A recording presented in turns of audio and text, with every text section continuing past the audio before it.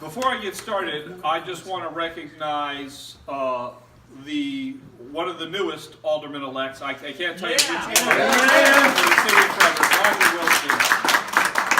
So when we talk about that wave, we talk about the wave in Virginia. That wave here in Maryland, particularly in the 6th District, has already started in Frederick.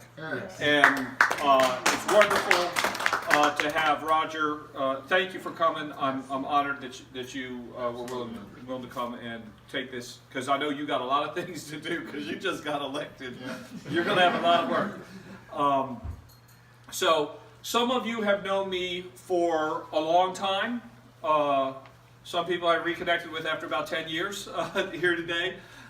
Some of you are seeing me for the first time. So I'm going to start from the very beginning. My name is Andrew Duck. I live in Brunswick, which is in the 6th District. It's true that half of the people running for this seat don't even live in the district. And I've lived in Maryland except for the time that I was in the military. I served in the Army for 20 years. That includes 3 deployments to Bosnia and time on the ground in Iraq. I graduated from Middletown High School here in Frederick County, and soon after met the woman who I would spend the rest of my life with, Whitney. And Whitney and I had a child even before we got married, and Brandon was born premature. Brandon weighed 3 pounds, 10 ounces, and I could hold him in my hand like this. So we struggled for a year or so as we worked multiple jobs. At one point, Whitney was working 3 jobs. I was working 1 job and going to school, trying to survive, and found that we needed health insurance that would cover a pre-existing condition.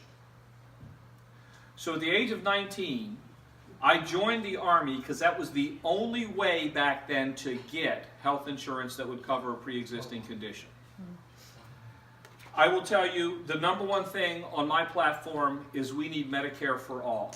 All right.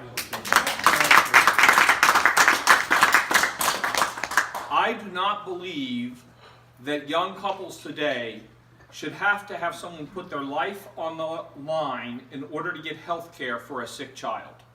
That's not right, and we need to make sure that we fix it. I spent 20 years in the Army. I started out as a company clerk. I became a Korean linguist. Then I went to military intelligence. I went to officer candidate school, became a military intelligence officer, and I did 3 deployments to Bosnia, where I think we really did show how American military power could be used to bring peace to a troubled land. And I also did 1 tour on the ground in Iraq. And the 1 tour on the ground in Iraq was so frustrating because we had people from Washington that wouldn't let us do the right thing, that I came home and I wound up submitting my retirement. I came back to Maryland and started to get politically involved. I started just trying to get Kerry elected president. So I co-founded a small group called Frederick for Kerry. And that was the start of my grassroots activism. Based on that, I had a number of people like Benita Curry here who told me I needed to run for Congress. We had a Congressman, Roscoe Bartlett, who was proud of being Tea Party before Tea Party was cool. But it was a district that nobody else was interested in. You couldn't get people from Montgomery County to pay attention to what was going on in the 6th District to save your life. It was a Republican, it had a Republican registration advantage of 14 percentage points. And they said, there's no way that we can make a difference. And what I said, to quote Angela Davis, was there are some times when you have to accept things that you cannot change, but there are also times when you must change that which you cannot accept.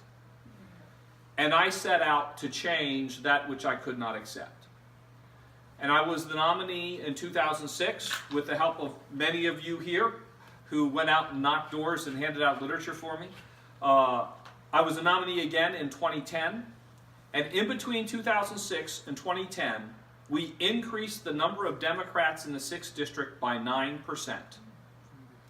So I want to say thank you to all of you who are here who were part of doing that work. Because this was not about me, this is about you. You worked your tails off. We were out at parades and fairs and door knocking and going everywhere we could to register new Democratic voters. And it made a difference because we cut that margin. We didn't flip the district just by registration alone, but we moved it down to a Republican plus 10 district. The Republicans started registering some people too, but they couldn't keep up. But we made a 4 percentage point shift in the difference, and that's enough to get the attention of the people of Annapolis. And so in 2010, when we had to redistrict, they decided rather than gerrymander so they pushed all the Republicans into the 6th district, they would gerrymander differently. And I apologize to all the members of the 1st Congressional District who then got the Republicans crammed into their district. But it turned this district into a Democratic-leaning district. It still is the closest district in the state. It is by no means a sure bet either way. 4 years ago, John Delaney kept his seat with only 49% of the vote in a non-presidential year, so it will be a hard fight, both the primary and the general, and I make no bones about it. But it's a fight that we can win. It's a fight where we have a level playing field. It's a fight where we don't have it slanted against us like we did before. And when I didn't run in 2012. So in 2012, at the end of that election, we had a Democratic congressman, a Democratic governor, and a Democratic president, and I said, I can live with that. So for the past 4 years, after I kind of pulled back from political activity a little bit, I still supported good candidates like Gene. Where did Gene go? Gene, who ran for the state delegate position, and I did what I could to help him because he was a good candidate fighting in a tough district. But I really spent most of my spare time working on a green energy research company called Avertica. Avertica has gotten 2 patents on their conductive polymer technology that should be useful in solar panels and also in advanced batteries and supercapacitors to store energy. Because I actually believe in science, and I think facts are facts, and I know that climate change is real, and we should be doing something about it. Here, here. So if you look on my palm card under environment, you'll see that not only do we need to stop carbon pollution, we need to start actions now to roll back the pollution that has already occurred. We need to draw down the carbon in the atmosphere and return it to historic levels. So one of the things I will advocate for in Congress is the creation of a new research program that I would call ARPA-C, Advanced Research Projects Agency Carbon. You can call it climate instead of carbon. I'll be flexible. As long as what we're doing is we're taking the same approach that DARPA takes to defense problems and that ARPA-E takes to renewable energy problems, and we start doing the research we need to do to figure out how to return that carbon back to historic levels. Because we cannot afford not to. People say, well, where are we going to get the money for it? We will spend $300 billion this year alone to recover from 3 hurricanes. If we can just get back to a normal historical pattern, that will save us hundreds of billions of dollars. We cannot afford not to. We cannot let the problem continue to get worse. We just can't afford to. On economics, I talked about struggling as we were younger. I believe that we have a huge problem with economic inequality in our country. We need to address it with a myriad of policies, the first of which is to fight for a living wage. That begins with the Fight for 15, but it doesn't end at the Fight for 15. We need to recognize that we have different costs of living in different places, and we will need to get a national average of 15 and then move up from there.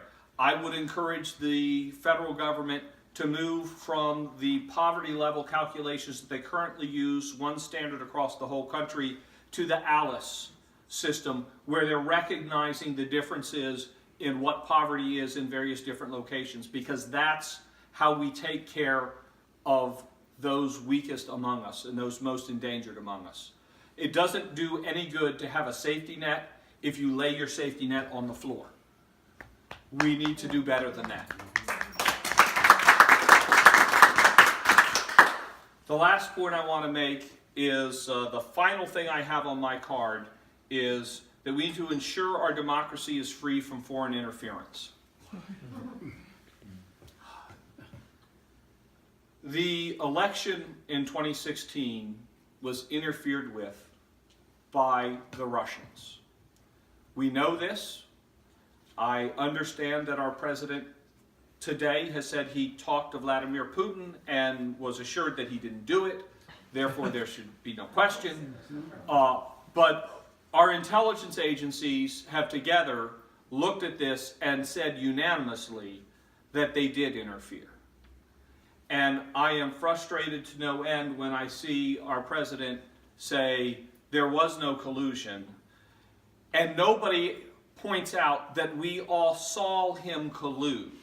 We all saw him on television say, Russia, if you're listening, I'm pretty sure that meant he was talking to a foreign country.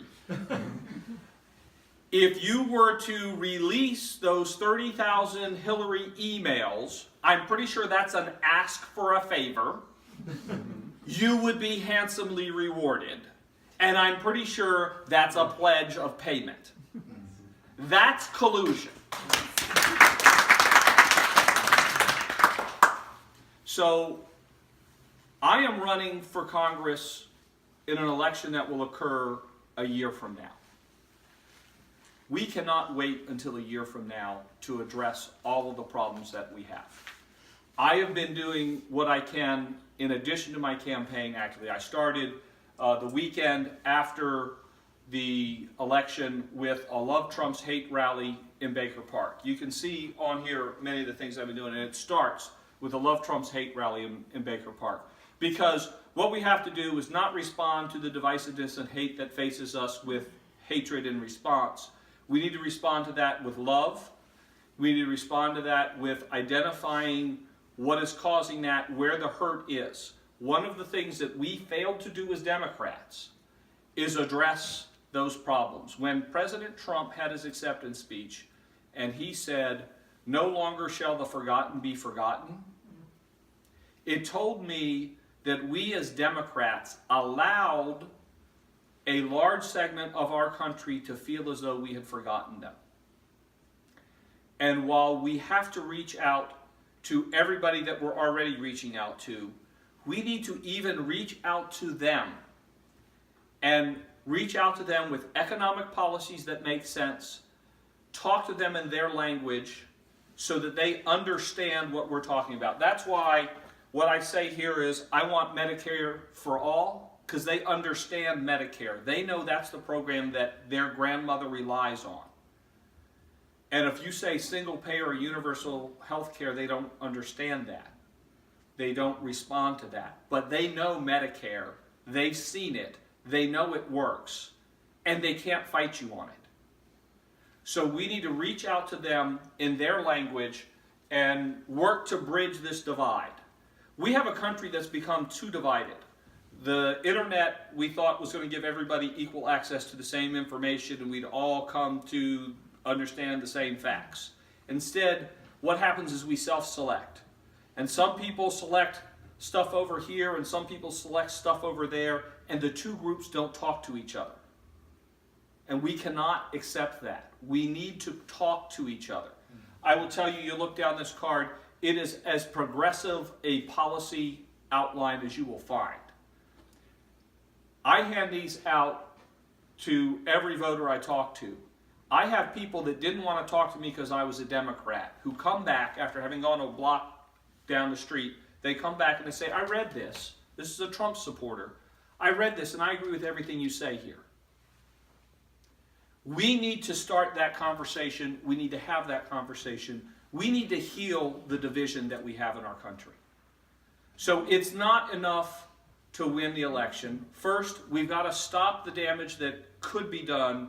And so I would ask if everybody has seen the ads on television for the needtoimpeach.org petition, I would encourage everyone to sign that petition. I will actively support that because we can't wait until 2018.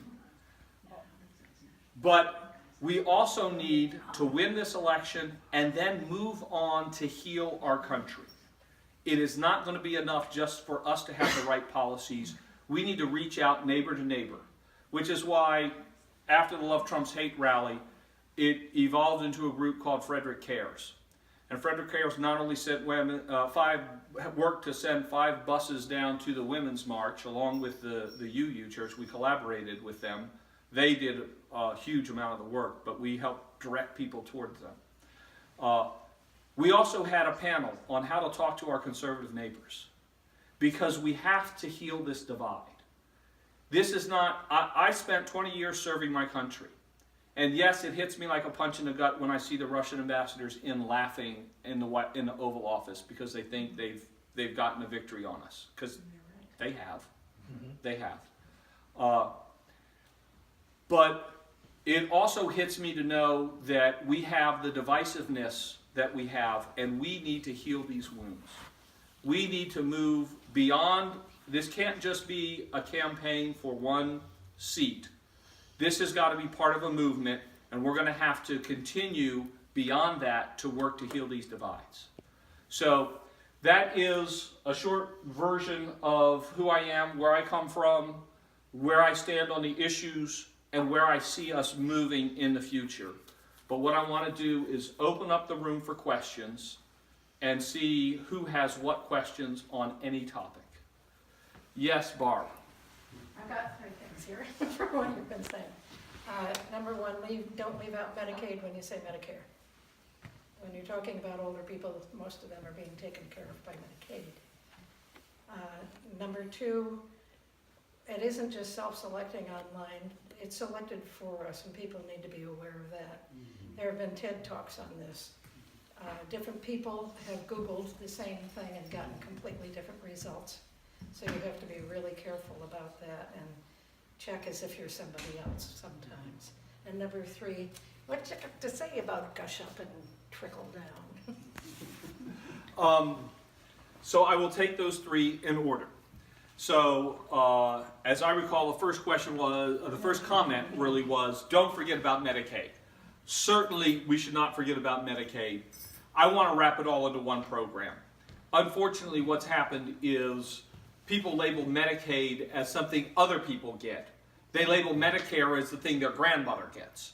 So I take the label that they are most accepting of. But we need to cover everybody. And as I said before, when it comes to what the level is for Medicaid assistance, I think it should be based on an ALICE scale rather than the current poverty level, because the poverty level is absurdly low. The second thing that you talked about was Online. the online. Be aware of what you're being fed, not just what you're looking for. With artificial intelligence, they now use algorithms to tweak the results that you get. And here's the dirty little secret that the technologists don't want to tell you. They don't know how they work. They really don't. They set up a neural network that then self-learns. They call it a back-propagating neural network. And so as people make decisions, they look at relationships between things that you've looked at, decisions you've made, and they keep modifying this neural network so that the person that first set it up no longer knows what decisions it is making.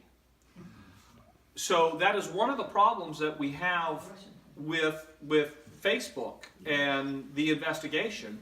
They don't even know what it's doing. I said, That's scary. I said when I came back from Iraq that we need to look at the situation in the Middle East, not for solutions with 500-pound bombs, but this is a battle of ideas. This is a battle of ideas that we need to understand how that information is flowing and how people respond in order to move them from violence to nonviolent ways of dealing with conflict. The Russians have won the first battle of the information age. I spent 20 years in the military. It hurts me to say that. Our country lost the first battle of the information age. It is only one battle. We need to understand exactly what they did and how they did it. And that requires a thorough counterintelligence investigation. So yes, we need to understand the relationships and who got paid, and we've got already guilty pleas from some members of the Trump campaign staff. We've got indictments against others on the Trump campaign staff. That will continue. We've already gone through the evidence of collusion. But it's not good enough just to get justice. We need to understand how they did it and make sure they don't do it again.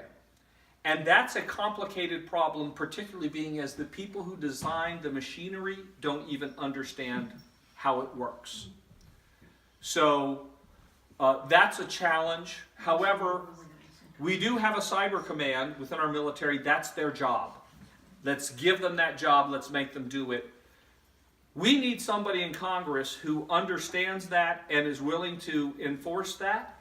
I will tell you that during my third deployment to Bosnia, I served as the chief of the counterintelligence operations cell for a multinational division that had a Russian brigade. I have actually supervised counterintelligence investigations against the Russians. I'm not a newcomer to this. I believe we need somebody in Congress who will ride herd on this investigation and make sure that they do it in the depth that they need to, in the detail that they need to make sure it never happens again. I want to be that person. The third thing that you said was trickle up, gush up versus trickle down. And I love the statement that there's something trickling down, but it sure isn't prosperity.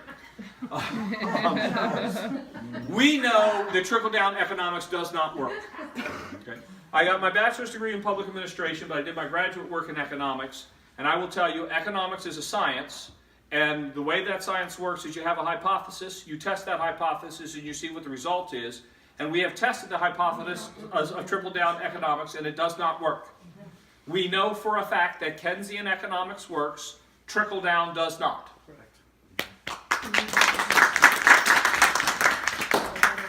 And if you look at the tax bill currently being considered in Washington today, there are a number of things in this tax bill is entirely wrong-headed. And I'm going to highlight two pieces of it that are wrong-headed. The first is Republicans complain about taxes all the time.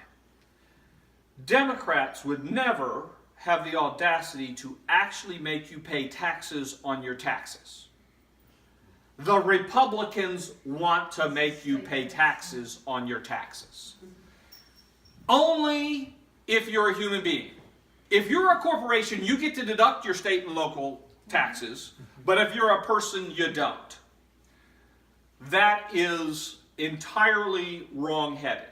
The second thing is the biggest loophole that needs to be closed is the foolishness that Congress passed when they said if a corporation moves operations overseas and makes a profit overseas, they don't have to pay taxes on their income until they bring it back to the United States. Now, I have no idea why we would be subsidizing our companies to ship jobs overseas, but that's what our government decided to do. I think that's a good argument for campaign finance reform, but we'll put that one aside. Right now, there's $3 trillion worth of profits that have already been made that are being held offshore just to not pay the taxes. if they were to be deemed returned, that tax would be $1 trillion. Right now, the tax bill is going to propose a tax holiday. They pay none of those taxes.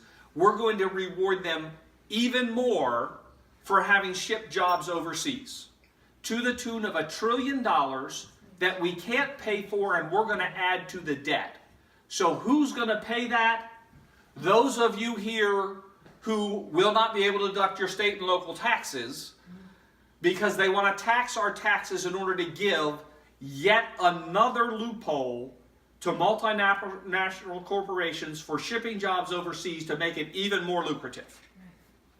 This is entirely wrong-headed, and I don't know why I can't see my Democratic Party leadership on television tomorrow morning saying exactly what I said here today. The Republicans want to put taxes on our taxes, and they want to give corporations $1 trillion to reward them for shipping our jobs overseas. That's the tax bill in a nutshell. Yes, they're not paying, well, and they're largely because they're keeping it overseas. Yes. So, first of all, let me check and make sure that I actually addressed all of the issues that you have. I think so. More Okay. come up, but there's always more. Okay. Millicent, did you have a question? Where do you stand on education? I believe I am for education. I tell you, I believe in lifelong learning, and lifelong learning starts with universal pre-K, because that's where you have the biggest impact.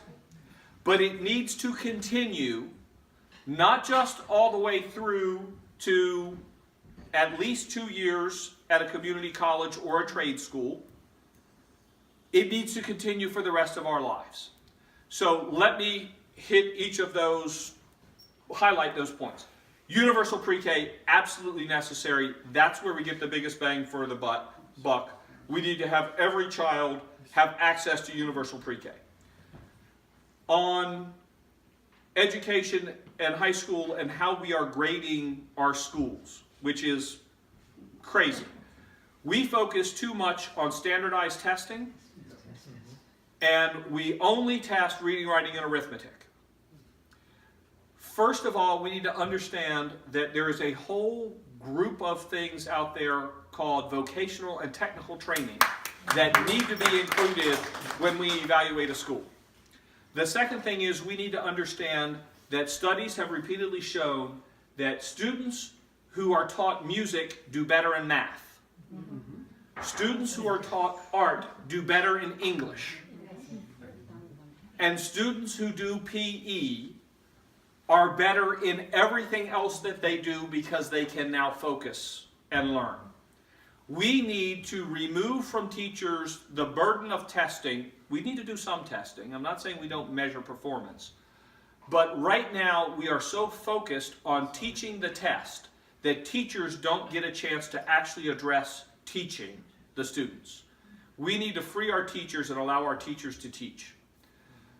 So then, as we move into college, Garrett County, the most Republican county in the state of Maryland, pays for 2 years of community college for every student that graduates from high school if you stay in Garrett County. That is the most Republican county in the state. If they can do it, why can't the entire state of Maryland do it? I do not understand why our state delegates and our state senators have not made that happen yet. I want to support the effort to do that on a national level. Bernie Sanders had a plan. That plan was adopted by Hillary Clinton. I support universal college Pell Grants that will cover community college costs or school at a public university for at least the first 2 years. I want to get it to all 4 years. We'll work to try to get it to all 4 years because that's what we need to have a trained workforce. If you look at the unemployment rate, if you don't have a college degree, if you don't have a 4-year college degree, you're very much at a disadvantage. If we can at least get people into the technical schools and get the certificates, we can at least get them into the workforce. But a high school diploma doesn't do it right now. Yeah, Andrew, one thing about testing that I don't think anybody in here probably knows about, but as a teacher, we know a lot about it, is they are looking at the issue of testing, but they're taking away more and more the teacher and the county's ability to test the kids, because companies like the College Board are actually getting contracts, multi-billion-dollar contracts from Montgomery County, from Frederick County, from other counties throughout the state of Maryland, and it's happening nationwide, to test kids with their test that cost money, like the SAT. In fact, Montgomery County is thinking about giving the SAT to every single solitary student, which would mean that the county would pay the College Board to use the teacher labor to basically give the test. But the problem is it's actually taking away from us as teachers our ability to be able to test kids and to measure performance based on what we're teaching them, and putting all of this in the hands of this multinational corporation called the College Board, which you would be surprised how absolutely this monstrosity, what a monstrosity that corporation basically is right now. But that's one of the issues we have with testing that's circulating around the United States now. Counties and states are saying, oh, we're going to get rid of this test and this test and this test. But the big College Board corporate test, nope, we're going to increase the level of testing there. So how do you stand on that, and how can we fix that at a national level? So we need to fix that at all levels. So at the national level, we need to recognize that we've had a tremendous push for corporations to move into the education business. And I think that that's wrong. I have a great deal of problem with the for-profit colleges. I've got a problem with the College Test Board. There are other folks who do the standardized testing. I'm trying to remember the name of the other company. It's not, I was going to say Pearson. I was going to say Parsons. I'm like, no, they're the ones that did the the shady bridge contracts in Iraq. Pearson is the one that does that has a lot of the testing as children move through the grade levels. And part of our problem is that we just shouldn't be buying it. We need to make that decision at the local level. Each county needs to say, I'm not going to use the Pearson plan, I'm going to use a different one. And move away from that, because we have that freedom. And I would encourage them to do that. But I will tell you, I am a proud graduate of Frederick County Public Schools.